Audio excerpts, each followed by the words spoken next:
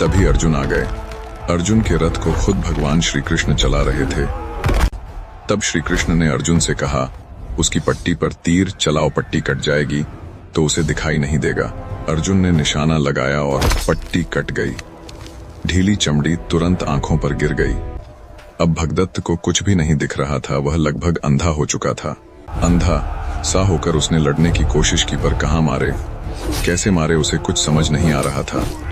तब अर्जुन ने एक और तीर चलाया और भगदत्त का युद्ध समाप्त हो गया। भगदत्त और उसका हाथी दोनों धराशायी हो गए। अर्जुन उनके पास गए और प्रणाम किया, क्योंकि दुश्मन होते हुए भी भगदत्त बहादुर था, ईमानदार था और धर्म निभाने वाला योद्धा था। उसने आखिर तक लड़ाई की।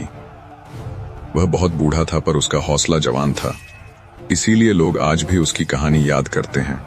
नंबर 2 पर है भगवान श्री कृष्ण की नारायणी सेना।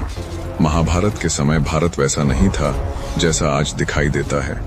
उस समय हर क्षेत्र में छोटे छोटे राज्य थे।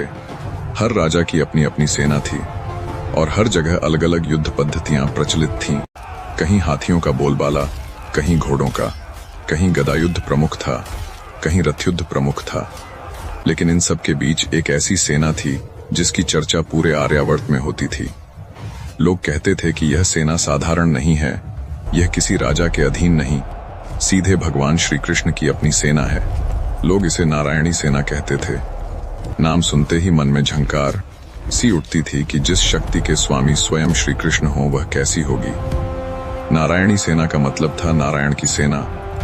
भगवान श्री कृष्ण को ही लोग नारायण कहते थे, इसलिए यह सेना मानो ईश्वर का हथियार थी। इस सेना में लगभग सभी यादव लोग थे, वे लोग जो द्वारका, सौराष्ट्र, मथुरा और आसपास के इलाकों में रहते थे। वे लोग मूल रूप से गाय पालन करने वाले लोग थे, लेकिन समय ने उन्हें योद्धा बना दिया। भगवान श्री कृष्ण और बलराम जी के मार्गदर्शन में उन्होंने बचपन से ही अपने शरीर को मजबूत करना सीखा, गदा चलाना सीखा, कुश्ती सीखी और साथ साथ युद्ध नीति भी सीखी। यादवों में गुस्सा तेज होता था, शरीर मजबूत होता था और दिमाग युद्ध के समय बहुत एकाग्र रहता था।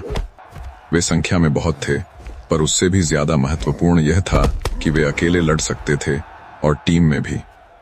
इसीलिए नारायणी सेना का नाम सुनते ही किसी भी पक्ष के सैनिक डर जाते थे। यह माना जाता था कि अगर युद्ध में नारायणी सेना उतर जाए तो उसके सामने कोई टिक नहीं सकता था। उनकी चाल तेज, उनका आक्रमण अचानक और उनकी शक्ति किसी बाढ़ की तरह बहने वाली होती थी। पर महाभारत में इस सेना के सामने एक ऐसा मोड़ आया जिसने पूरी कहानी उलट दी। युद्ध से पहले पांडव और कौरव दोनों